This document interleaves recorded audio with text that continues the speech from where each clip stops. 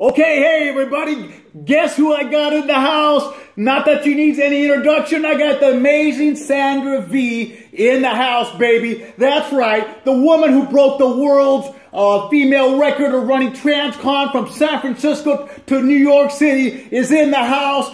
Post-run, post-Guinness book, she's in the house. She's going to take it over the top. But today, we're going to do something a little different, but I want to just tell you guys, she started on September the 11th at the City Hall, San Francisco. She ran for 54 days. Give me a second, guys. 54 days, 16 hours, and 24 minutes, baby. And she ended up her race on November the 5th. And I'm telling you, if there's ever not only a woman, but a human being, it's Sandra V. Is almost not human because she has, I'm talking, Sandra, it was like 56 miles a day it averaged out, something like that. Right around 56. Somewhere around 56 miles a day for 54 days, 16 hours and 24 minutes, baby. And today's we're not gonna get into some of the micro, but we want to do, I was talking to Sandra a few minutes ago, and she's like, okay. I said, I'm going to take it down a couple notches. I'm not going to finish all my coffee. So we're going to get into really some of the stuff that obviously the whole Transcon, but what inspired Sandra to really do this amazing, record-breaking, historical event.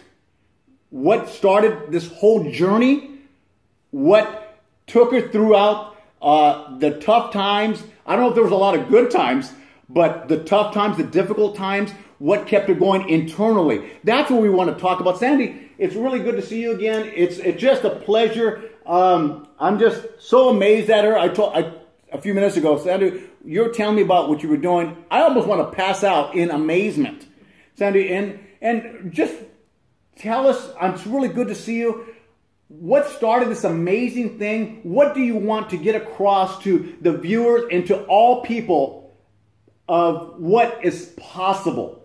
Sandy, what started this thought that you can actually do this?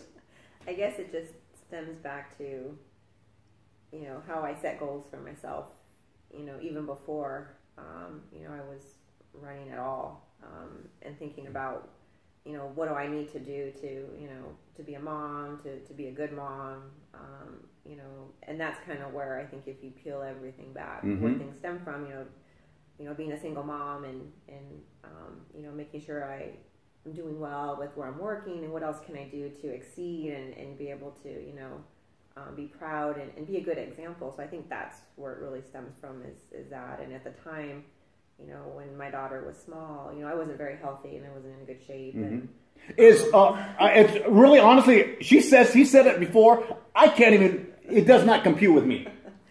Yeah, so, and I guess that's where it really stems from. And with goals that I've set for myself, whether it was like weight loss or, like I said, doing well at work and being able to, advance to the next level and whatever it was, it was always like having a goal and just believing in myself to be able to do it. So as, she got older and, I felt that I wasn't healthy, I started, thinking, well, what can I do, what I need to do, because this isn't good for me if I can't even keep up, with her. And, I need to be healthy and I'm young. There's no excuse. And that was kind of my mindset. So, I joined a gym and I started, working out and, I chained myself to the treadmill for an hour every day and it became, this is what you need to do. It became a commitment. Wow. That I needed to do. And I felt that if I stuck to it, I would get a result. I mean, that's kind of why we set goals and we have plans for ourselves. We want to have a result at the end, whatever it is. Absolutely. Absolutely. So that's kind of where that stemmed from. And then as you start to see, results or a transformation and, things inside you start to change. Okay, you have confidence now. You feel better. This is good stuff, guys. This is good stuff. You feel better about whatever it is yourself. You'll start to do better. And you're going to start to have different goals. And you're going to start to raise the bar. So then it's like, okay, well, what else can I do? What else can I do? What else can I do? And then, I remember walking by one of the rooms and they had these bikes in there. And I didn't know what cycling was at the time, indoor cycling, spinning. So I was very intrigued by that. And so Sure. when I got, really interested, I was intimidated because you look in there and it looks very intense. You see these people pedaling like fiercely and quick, and it's like, wow, but I'm going to try it. So I went in, I sat in the back, and I observed, and once again, I'm like, okay, I don't know how to do this, but, this seems like something that's new, it's different, I want to try it. So I started going on a regular basis, and, so you start to feel things happening. You feel stronger, you feel, once again, confidence. I can do this now. What else can I do? What else can I do? I asked the instructor, and I said, this is really something I enjoy, and she had, giving me some suggestions on how I could, become certified. So long story short, I ended up becoming a certified spin instructor, and I've done that for many years. So wow, being able to do I didn't know that, by the way. Yeah, being able to do that and have, these folks sitting in front of you, and I remember being that person in the back of the class, come in and just feel, I'm here and I want to, I'm here to better myself, whatever their reason is. It's a good feeling to know that, I was able to help these people. Mm-hmm. Absolutely. And I did that for 10 years. I've been teaching for a long time. It wasn't until just recently, this last August, when I kind of stopped, because I really put all my heart into the running. And while it was a good cross training, not only for myself, but, it was really hard to kind of step away from it for a while. But it gave me a lot of joy to do that. Helping other people, inspiring them, and keeping them, motivating them to live healthier. There's nothing more satisfying than having one of them come up to me after and tell me, like, I'd either help them in their, outdoor, race game. So rewarding. Or hey, I made it through the whole class, or, I'm losing weight, whatever it was. Sure. Those moments to me were like probably the most rewarding, and then encouraging to, like, okay, what else can I do? So these are like building blocks, and here we go. go. Blocks, and here we go. And, I got into, being intrigued about, what is this triathlon thing? And, there's a lot of things. Crazy. And I guess, wow. And I guess the message is that is amazing. I've always thought kind of like, what else can I do? I spend a lot of time, as my daughter got older, we did a lot of things together, the running, and she's always been a natural born athlete, all through school. Mm-hmm. So I never was that athlete. So, being able to hopefully, show her that, I can do this. And we were doing, these half marathons together, and the triathlons, we got into, doing triathlons together in the sprint. And I accidentally signed us up for an Olympic distance one year. And she was like, oh my gosh.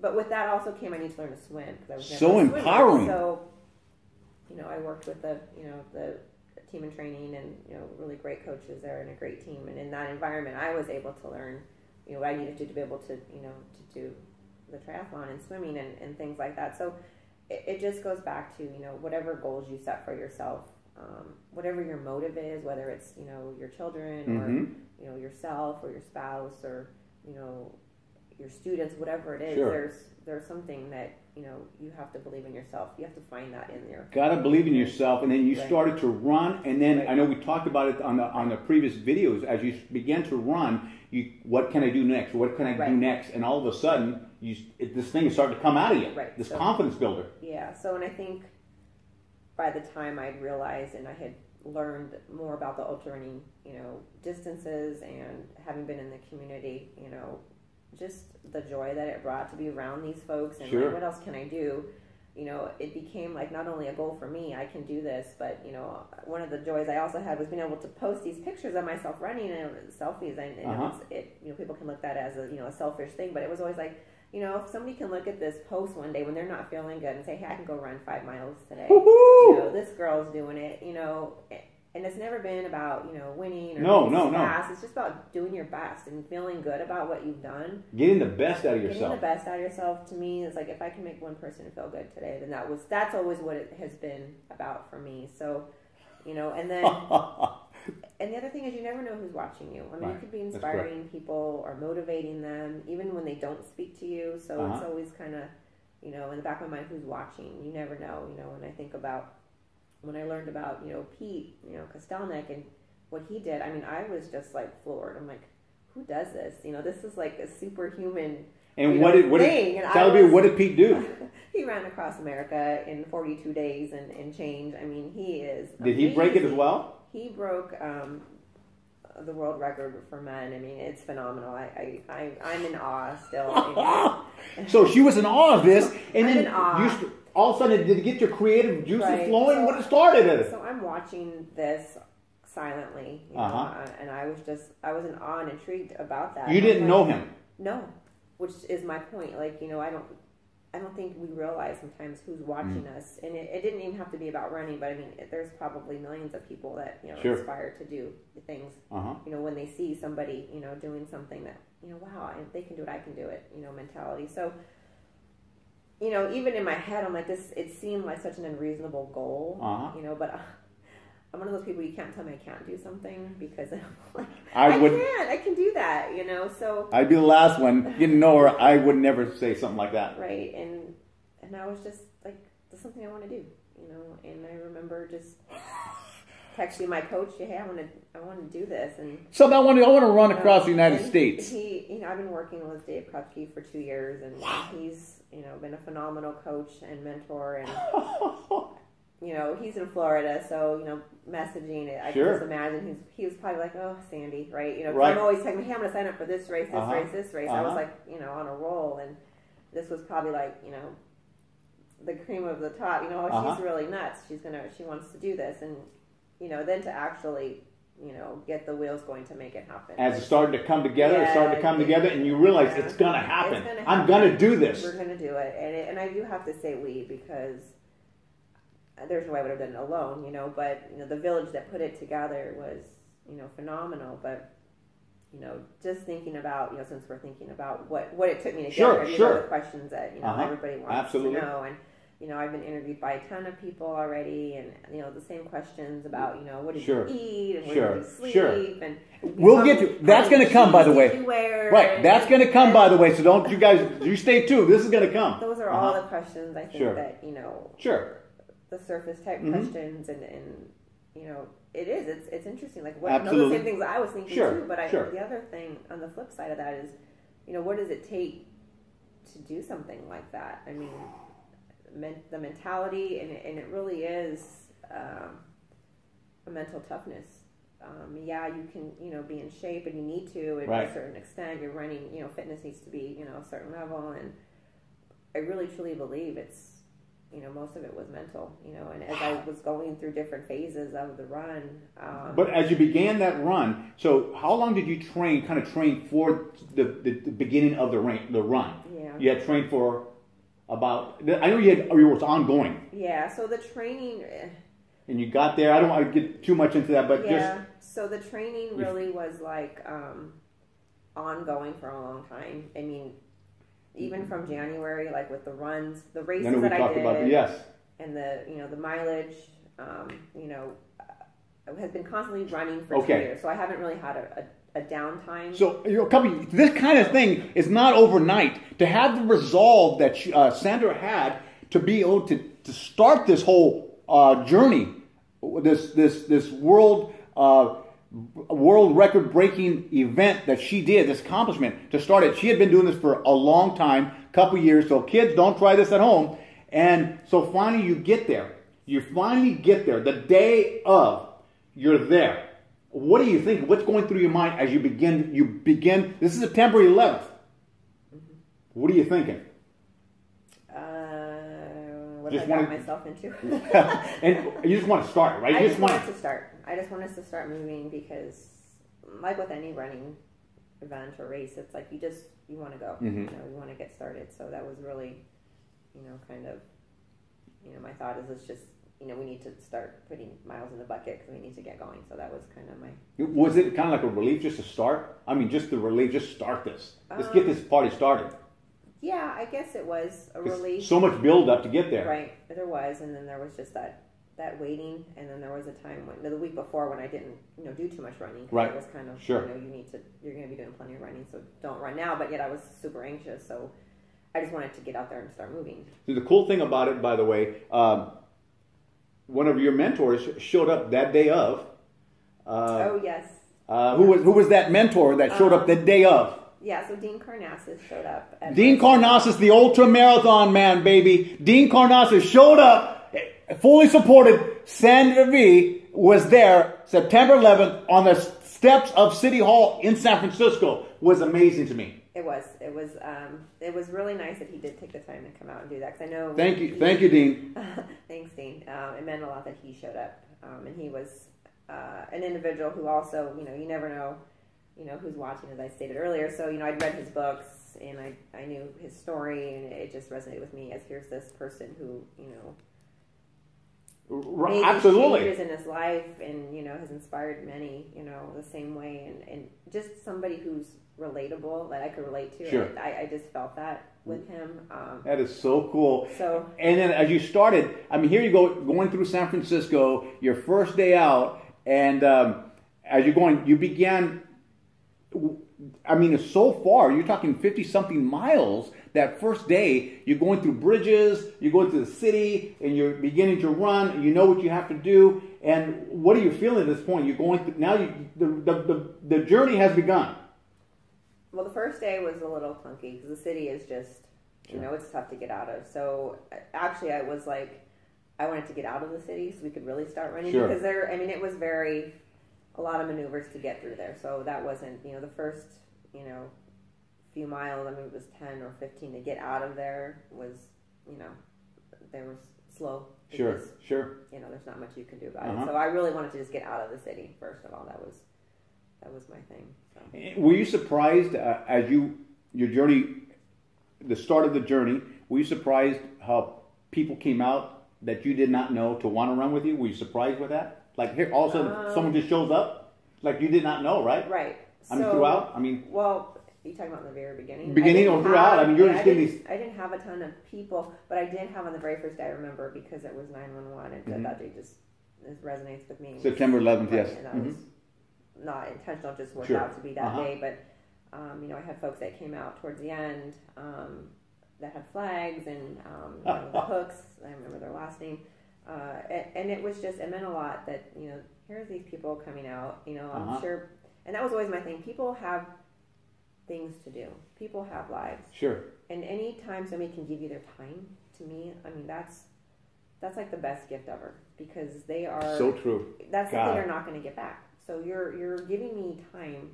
You're coming out here and you're supporting our team and just amazing. Whatever the mile, 2 miles, 5 miles, whatever it was. To me, that's like they're willing to come out here with perfect stranger and give me their time because you inspired them.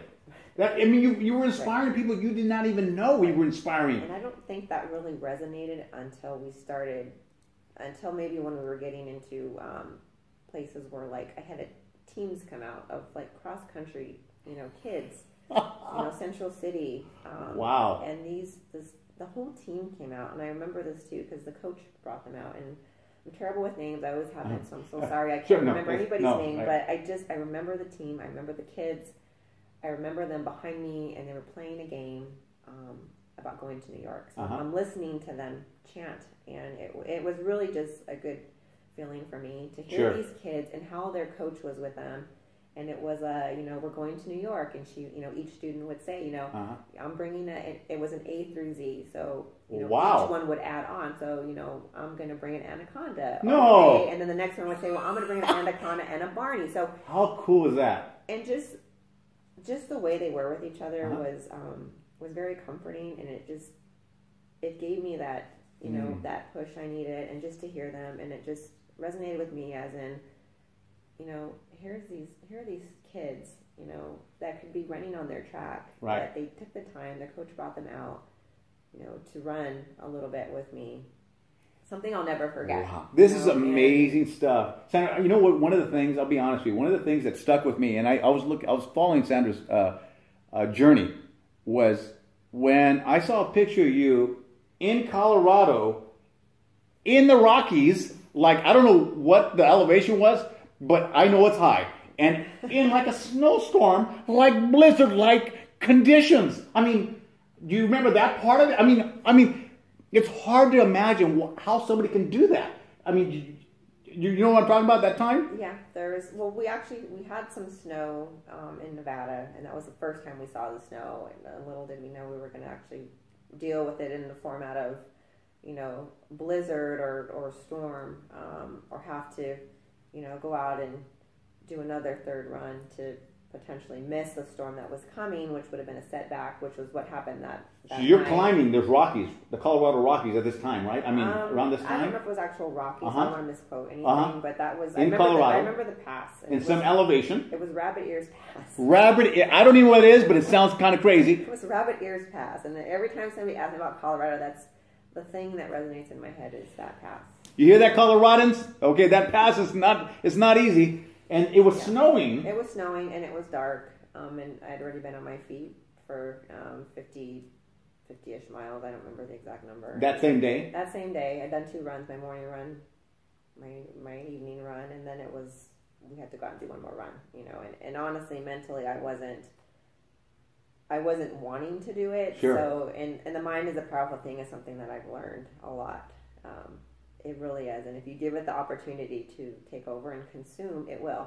So you really have to get your mind right about certain things. At least I did. And that's kind of what I had to make a shift in. You know, and I'll be honest, that was like mental, you know, I didn't want to go, and I was, you know. So there were days that you just did not want to do this because your body was tired. You were tired. Right. So I didn't want to go. I didn't want to do it, and I'm crying, and, you know, they got, you know, Dave on the phone, and Cinder was like, you guys, you have to go. And Jay went with me, and he'd already done like the whole 26 miles in the afternoon with me, yet he was willing to, you know, do whatever it took to help me get through that, and, you know, mentally tried to get me to shift. This is going to be fun. We're going to make it fun. We're excited about the snow. So, you know, he started me thinking about it in a way where this was going to be something fun that we were going to do. So then my mind started to change, and it was like, okay, as we're going, it was like all of a sudden it's like a light bulb went off, and I'm like, okay, this isn't as bad. I can do this. This is fun. And, you know, and once again, it's about your mind. So you were kind of psyching yourself out. Yeah. When you put that thing in your head, and I know this is for me with lots of things, it's like, I can't do that. I don't want to do it. It's hard. You know, then you start coming up with reasons why not to, right? Oh, this hurts. Oh, that hurts. Oh, the excuse is what you focus on. So you began to almost lose focus. Yeah, and then you're focused on, you know, oh, this pain hurts, or oh, this, you know, my shoulder hurts, my foot hurts, my feet are wet, you know. Sure. And legit. Until you can put it aside and find another focus, it will really get in your way. And I think that's what, you know, is a struggle for all of us with whatever we're doing, you know.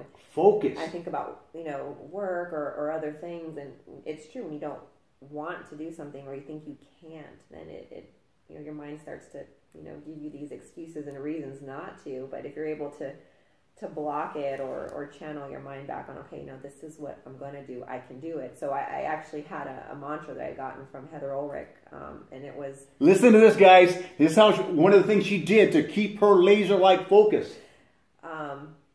You're healthy, you're strong, you know, and you can do this. You know, and for me, I had to add in, you're healthy, you're strong, and there's nothing wrong with you. So you were doing this in your head. You were chanting in your mind. I would chant this, and really the last, you know, part of the run, the 1,000 miles, was very difficult for me, and it was the last 1,000, give or take. You know, okay. It was the last part of the run was really hard. Sure.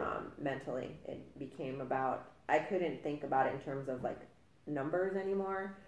There was so much focus on, you know, doing 60, and there was a streak when I was doing 60, and then 60 miles a day, guys. It became difficult for me mentally, you know, and it was like a fight I had with myself every day to get up there and move, and it became, you know, this was my chant every day. You're healthy, you're strong, there's nothing wrong with you, you know, and you're healthy, you're strong, there's nothing wrong with you. So you would... Yeah, and this was my thing in my head that I would tell myself. Keep that focus, guys. You know, when I would not want to go outside, and I hear the rain, and I knew we were going to be on this, you know, cold, dark road, or, you know, I never knew what was in store for me in the morning, but, you know, it was always dark. Right, no, absolutely, absolutely. And it's like, I don't want to go out there in the cold and the dark, you know, on this shoulder with, you know, no visibility, and it's lonely, and, you know, all these things that they can get in your head, and it's like, I had to remember why I was out there. I had to remember why I was out there and what it meant. And why were you out there, and what did it mean? Being out there, you know, was about this goal I set for myself. And along the way, I learned that so many people that I didn't even know were inspired, you know, just by them coming out, by the messages we got. Thinking about that a lot of times helped me get through it as well. I'm like, there's people that are watching you. And I've always said I'm just an ordinary girl that lives next door. I'm not, an athlete. I haven't been my whole life. I don't win lots of races. It's not, it's never been me. It's not me, and that's okay. But when you feel like you really can impact people, that's when it became about, okay, whatever it took to finish is whatever I was going to do. So this ordinary girl became extraordinary. Because why? Because she believed in herself. She believed in people, in what she wanted to give back to people. Right. You became extraordinary. You're an extraordinary person. So in a way, in a very big way, I needed them as much as I thought they would need me, to inspire them. Like, it became about pulling from them. I'm like, these kids are inspired. These adults are inspired.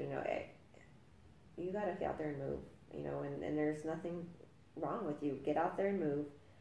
And this was the other thing. So just start moving, because sometimes it's like, I can't run today. You can run today, Sandy. You can, whatever you need to do. So I walk. I knew 1 mile would turn into 5, would turn into 10, the sun would come up, and then it would be lunchtime, and we would make that first destination. The first 30-ish miles are done. You're halfway through. And so it became about little daily goals, and that's really what the ending was like for me. Such is life. Daily goals. Getting the best. You couldn't get the best out of yourself 2 weeks or a week in advance. You knew that day you had to get the very best out of Sandra. Right. And I think that's part of powerful. What we need to do to be successful. So powerful, Sandy. It's just, it's good to have a vision for yourself and where you'd like to see yourself, but sometimes what that requires is for you to have smaller goals. Kind of daily wins. These daily. Exactly. Or we call them quick wins. Quick wins, small wins. Right. So, and it was a win. Great. She's moving now. We made it through lunch, and that's what it became about, was, celebrating the win. Wow. Whatever it was. Oh. And, I praise my crew, and I'm so thankful, because they knew, like, the numbers game is not my thing.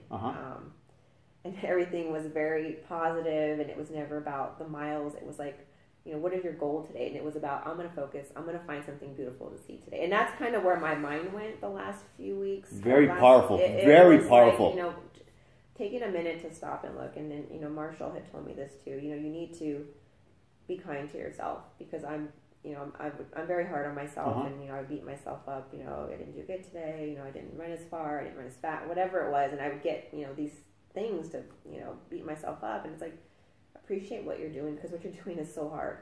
And I had to remember that, and find something around you that is, stop and think and breathe for a minute. What is it here that's beautiful? And I would look around, and I'd be like, who else gets to do this? I am so blessed to be able to be out here doing this, and then how far we had come with, so powerful, with no, with such minimal, just everything, resources, just period, right? Kind of the skeleton crew, below the skeleton crew, they still kept on going. I mean, it was such a risk, and I really felt like, not to get super religious, right. but, there was angels watching over us for sure. I mean, beautiful. All 3 of us. Just beautiful. Just what we were able to accomplish. But you had to execute. You could not, she got it, but she started the process. Just begin. And Sandy, you were sharing a couple things which was amazing to me. How you did not kind of know what day it was, or you didn't know how many miles you had to go. Right, so I'll share that. This is wild, guys. This is wild. So like I just mentioned, for me, it became about not knowing how much miles I had left. And I knew that we were nearing the end, but after a while it starts to become like I'm running into nothing. I'm running and running. I've been running for days, and I feel like for almost 2 months. I'm never going to see an ending point. So, and I knew, we're coming into New Jersey. We're there. I have to be close. Right? But I never knew the exact miles. And like I said, I didn't want to know. So finally, and ironically, that was the morning when I woke up, and I was like, I'm tired of being up every day. Like, are we going to be done soon? So ironically, that night when we were done running, Cinder and Jay, we're like, would you like to know how far away you are now? And I'm like, that's probably a good idea. We discussed that. She didn't even know. I didn't even know. What state were you in at this time? New Jersey. You were in New Jersey, and they asked you this question. Well, we were coming into New Jersey. Right? Maybe Pennsylvania or something? Right, exiting Pennsylvania. Okay. So Would you like to know? So, right. So this, yeah, and in my this mind, is good, guys. This is good. You know, and this can be a pitfall, but you know, the ignorance is bliss, and that's kind of what's always worked for me. But ironically, the mileage was exactly 135 miles. So, you know, my bad water family knows what that means. When we say 135, it's, you know, we know what that distance is. It's the bad water run, right? 135 miles left. Exactly from where she had parked the RV. And ironically... It wasn't planned. No, it wasn't planned. So, you know, Cinder's telling me a story about the body of water that we're parked next to, and ironically it's called black water, you know, bad water. So, I mean, could there have been any more, you know, significance to me, you know, being at this point in the run, right? So you basically have to run a bad water. Just real quick, bad water is considered the toughest ultra marathon in the world, in which she won this year. A female has won. And so now she's got 135 miles, not planned, the same distance as this crazy ultra marathon. Right. Here we go. And now we're here. So we're here, and it was kind of like, you know, I had the choice, you know, and it was like, can push through this 135 miles. It was a Friday, which means I would have started Saturday, and just plow to the end. We'll stop every 20-ish miles, 30 miles, and, you know, eat, stretch, rest, change your clothes, shower, whatever you want to do, but just to push through the end. And I think the other alternative would have been, okay, if I had chosen not to do that, we would have done the same thing. We would have gotten up the next day, and then probably on, you know, Saturday and probably Sunday, and run the risk of, you know, mind you, the marathon, you know, the New York Marathon was happening too. So I mean, that had to be conscientious of that, and you know, we wanted it to be done. And in all honesty, in my head, all I could think was, I just want to be finished. I want to be done. And it just seemed like the event that happened just was speaking to me. It's like, here it is. It's presenting itself to you, 135 miles. You're just going to finish it. So I opted to, you know, let's just finish it out. Let's just get it done. So now you can see City Hall. You can see City Hall.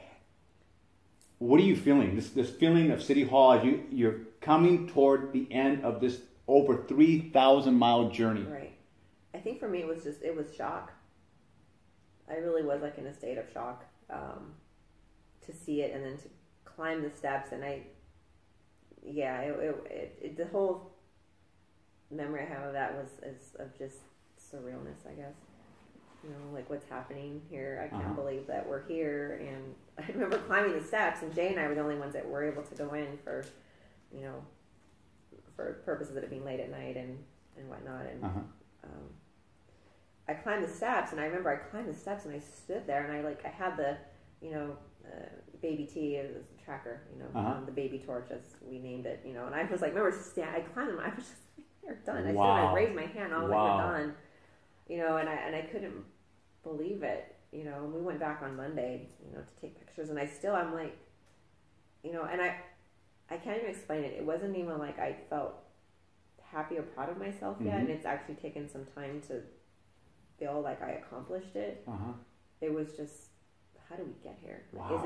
Is it possible, you know, to humanly do that? Like, how did I get here like this? And and it's taken a while. I was, you know, just very, you know, I think in awe and shock.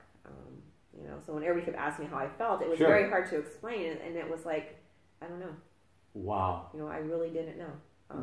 Unexplainable. It was unexplainable, I guess, and yes, I'm happy, and yes, you know, I'm appreciative of the experience. I mean, words will never explain it, but it's just taken so much time to let it resonate with like what happened out there, and so now, how long more did you spend in New York? After that, you spent some time, a few days in New York. Because we finished Sunday morning, and then after that, we stayed in the RV, and that really was home to me. And all I wanted to do was, I remember just wanting to go home. You know, the mothership was my home. I mean, I lived in there and 54 days. 54 days with my family, and I just wanted to go home.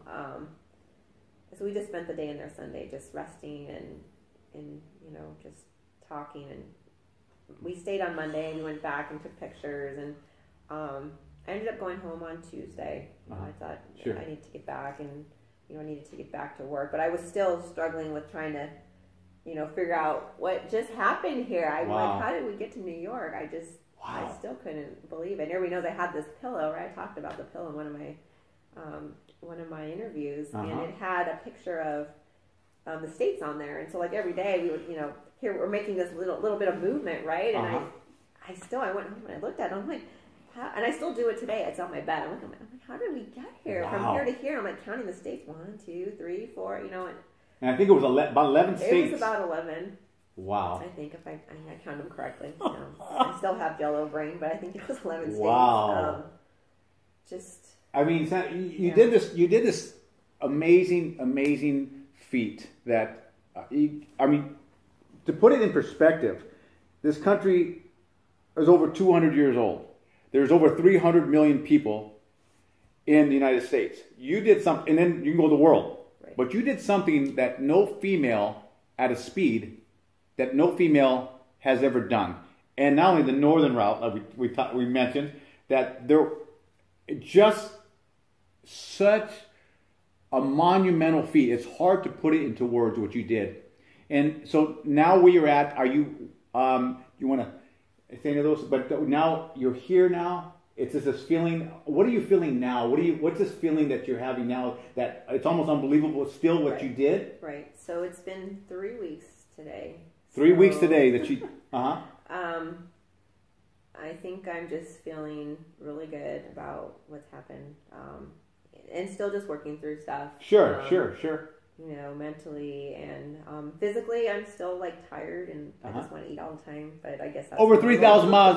That's normal. Yeah. And just trying to figure out what to do next. I know that's a question I've been asked a lot, and I said several times I don't know, but as I've said, to many people, and in my reflection on what happened is, taking my own advice and applying it to the next thing. And I don't know what that is. I know that I have a deep passion for helping others. I know it stems really deep into wanting to help kids. Sure. I learned that a lot about myself on this run, and just being appreciative about being able to do what I did. And how can I give back? How can I continue to provide inspiration for people? Being me, what can I do? Sure. So what does that mean? Am I going to run again? Yes. Will I race again? Yes. Will I support other runners? Yes. But what else can I do? So just trying to figure out what I can do as far as...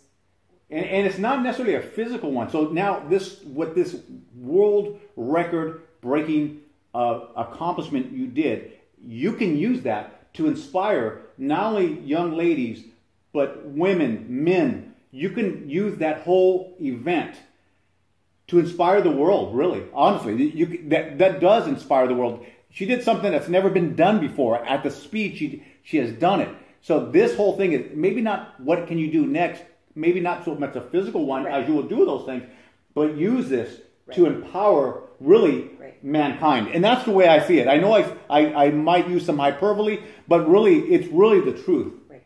And that's why I think it was good to talk today about, to be able to share with everybody the deeper meaning behind the run. Like I said, there have been a lot of questions, and they're all, the stuff people want to know, stuff I wanted to know too. Like, what did PE, absolutely. How many shoes did you wear? I mean, all that stuff. That's like, coming at another video, by the way. But what really went on inside, inside you. And I know that there's, and I've never looked at it, that forum, Let's Run, and it's been brought up to me several times, and I've been asked, if I've looked at it.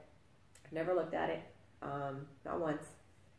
And, people are going to have an opinion about others and want to, what's possible, what's not possible. What's possible and what's not. And, for me, somebody had said, she kept her head down and silently ran it. And that really is what I did. Right. It was about me doing this because I wanted to do it.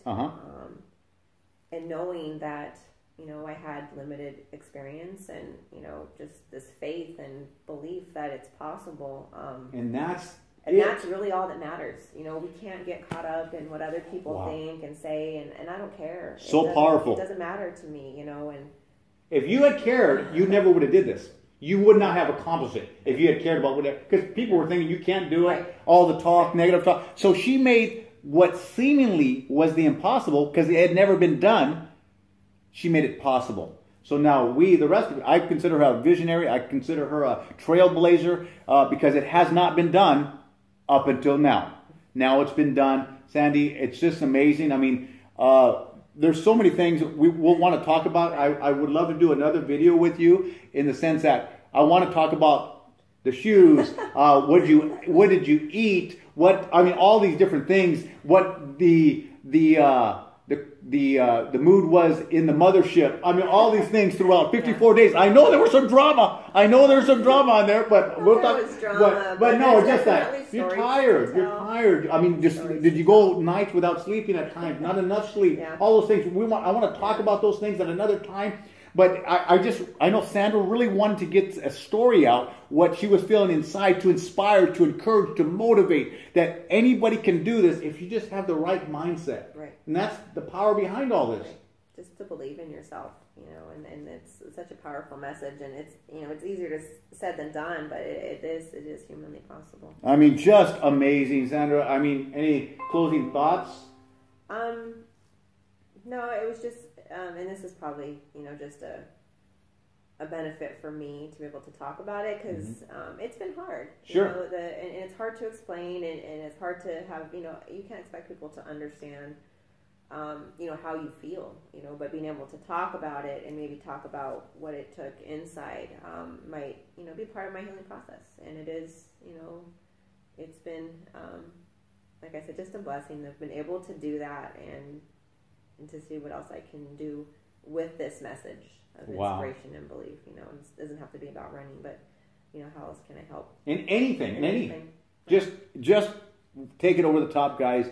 And she is so gracious. Sandra's so gracious, and she's so humble, and she's so real. And when she says the girl next door, she really is, because you would never. She's so unassuming because she doesn't talk about herself. I said, Sandy, just leave that to me. I'll talk about you, because I've been talking about her for the last couple of months, and even beyond that, few months, telling everybody about her, and people at work and everywhere I go. I want to talk about Sandy because I think she is that amazing person that everybody aspires to be, but don't think it's possible. Didn't think it was possible. Now you've made the seemingly impossible possible for all the rest of us. And thank you again. It's such a great pleasure to meet you and to know you and to get to interview you and just to be around you. And I'm not kidding you. I feel like I want to, it's just so cool. And thanks for having me. Thank you again. I appreciate it. And thank you guys all for watching. And I hope you all just take it over the top and know that anything is possible if you just resolve in yourself to do don't believe in the naysayers, what they say you can and cannot do. You got to believe in yourself, what you think is possible. And if you think it's possible, then again, it's possible, right? Right. Thanks, guys. Bye-bye.